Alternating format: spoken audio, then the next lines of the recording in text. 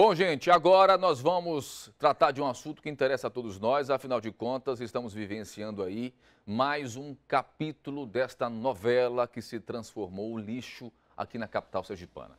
Olha, um processo licitatório frágil e cheio de erros. Isto é o que pensa a empresa Cavo, responsável até então da execução de parte do serviço de limpeza pública na capital e que ficou de fora do resultado final divulgado ontem pela administração do prefeito Edivaldo Nogueira.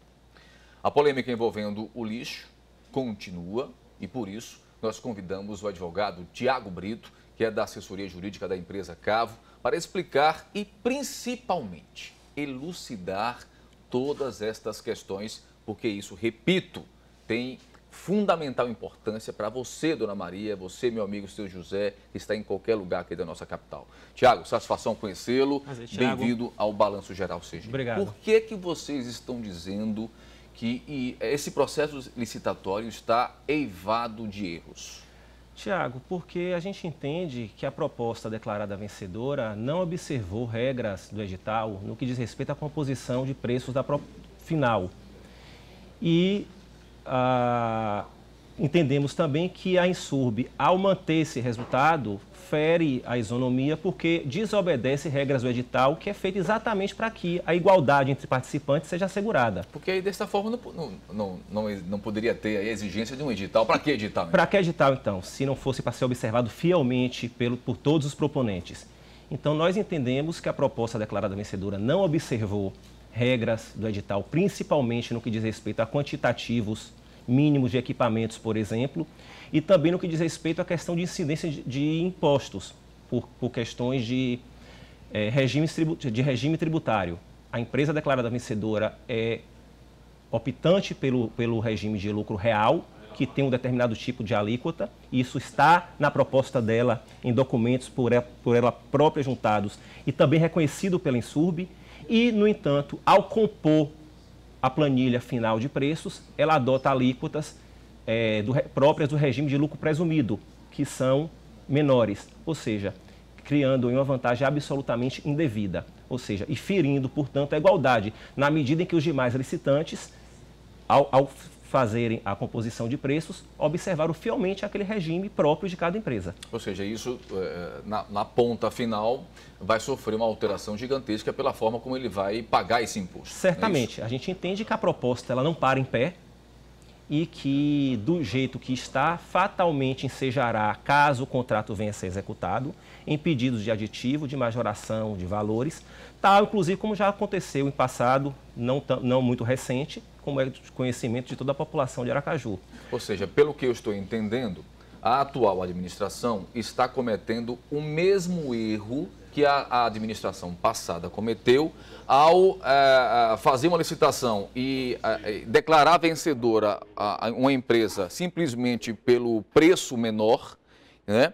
E quando essa empresa vai oferecer o serviço, não tem como oferecer o serviço, vai ter que fazer um aditivo nesses valores, que na gestão passada, minha gente, diga-se de passagem, sofreu uma alteração, um aditivo de mais de 113%. Correto. Né? Ou seja, essa continha, aí é onde está inclusive a cereja do bolo, essa continha poderá ser paga por você que está aí do outro lado, mais na frente. Estou correto dizer isso, Tiago? Correto, Tiago. É essa leitura também que a gente faz, o que causa preocupação da Insurb não ter se atentado novamente para esse fato, principalmente quando se sabe que a própria Insurb também, em passado não muito recente, provocou o próprio Ministério Público para poder trazer à tona essa questão. Quer dizer, é uma incongruência muito forte. No né? mínimo, uma contradição aí evidente. Ela aceita aquilo que ela mesma denunciou. Exatamente. Né? Ou seja, não dá para entender qual é a lógica. E é importante que se fique claro, porque quem lê a decisão da Insurb, divulgada ontem, que declara a empresa vencedora, ela vai muito na linha de que é a proposta mais vantajosa. Mais barata. Mas é muito importante que fique claro que proposta mais barata não quer dizer proposta mais vantajosa. A proposta ela tem que ela parar de pé ao longo do contrato. Fazendo aqui um exemplo muito grosseiro, se eu compro uma caneta por 10 centavos e ela só escreve uma página de caderno... Você vai ter que botar mais uma carguinha de tinta. Eu posso comprar uma caneta por R$1 e ela durar para escrever um caderno inteiro. Então, é preciso ter em mente essa diferença. E olha, isso é muito importante a gente chamar a atenção, porque no Brasil, de uma forma geral, e Sergipe se inclui, Aracaju se inclui nisso, estão acostumados a fazer licitação e a empresa, para ganhar essa licitação, o certame, baixa o preço de qualquer jeito, abaixo inclusive do próprio mercado, para exatamente derrubar, desconfigurar os outros concorrentes, e aí na hora de executar o serviço, opa, não é bem assim que a banda toca, vou precisar fazer, aí eu volto no mesmo tempo. O mesmo o que eu estava falando, os aditivos, que é a grande cereja do bolo. Exatamente. Né? Exatamente. E aí, enfim, estamos diante então de uma situação que está se repetindo e isso acaba aqui esvaziando esse discurso bonito da atual gestão de que está preocupado com a lisura de todo o processo, porque isso compromete a lisura de todo o processo. Certamente. E aí eu lhe pergunto, Tiago, o que é que a Cavo, a partir de agora, pretende fazer? Porque as etapas administrativas já foram esgotadas. Exatamente, Tiago. Nós, obedecendo o próprio rito da Lei 8666, apresentamos recurso administrativo contra a classificação da empresa, que foi declarada vencedora. Isso há mais ou menos 20 dias atrás. Nesse ínter aí, a Insurb se debruçou sobre o que foi posto em nosso recurso, trazendo à tona todas essas questões. Nós nutríamos legítima expectativa de que a Insurb reconheceria o equívoco da classificação e acataria nosso recurso para desclassificá-la, mas não foi... Vocês estavam seguros disso? Mas não foi infelizmente o que ocorreu. A decisão de ontem nos surpreendeu, principalmente por ser absolutamente contraditória, omissa, equivocada juridicamente em muitos pontos, que não vale a pena entrar aqui agora no detalhe, que são discussões puramente jurídicas, mas o fato é que a decisão que sobreveio ontem, ela mantém a classificação da empresa e a declara vencedora. Então, assim, esgotada a via administrativa, uma vez que a comissão de licitação não acatou o recurso, submeteu a decisão ao presidente da Insurb e este a manteve, só nos resta agora bater as portas do judiciário, porque estamos convictos que fizemos uma proposta idônea, séria, exequível e, por outro lado, estamos sendo alijados do certame em detrimento de uma proposta que a gente considera, no mínimo, duvidosa. Então, não nos resta outra alternativa senão bater as portas do judiciário para que essa ilegalidade seja corrigida. Possa ser revista. Agora, por sua vez, a Insurb, de que forma comunicou a vocês? Houve um comunicado? Qual foi a justificativa dada pela própria Insurb para dizer, olha, nós vamos continuar com aquilo que nós começamos no início? Assim, ontem houve a divulgação da decisão sobre os recursos, nós fomos lá, obtivemos cópia, mas não houve ainda, que não chegou até a gente ainda, um comunicado dizendo que o objeto já está adjudicado, a licitação está homologada e que o novo contrato já será executado. Vocês estão aguardando, então, essa comunicação? Enquanto a gente não tem aí alguma medida que possa eventualmente suspender a licitação. Para a gente encerrar, Tiago, qual é a sensação que fica para vocês diante de tamanha incongruência? Olha, Tiago, a gente não quer crer que esteja havendo um favorecimento da empresa, mas causou espécie a decisão publicada ontem, porque ela não enfrenta corretamente, detidamente, de forma, do ponto de vista jurídico, inclusive, os pontos que foram trazidos, que são questões graves, são questões que comprometem os pilares de uma licitação, que é isonomia e vantajosidade.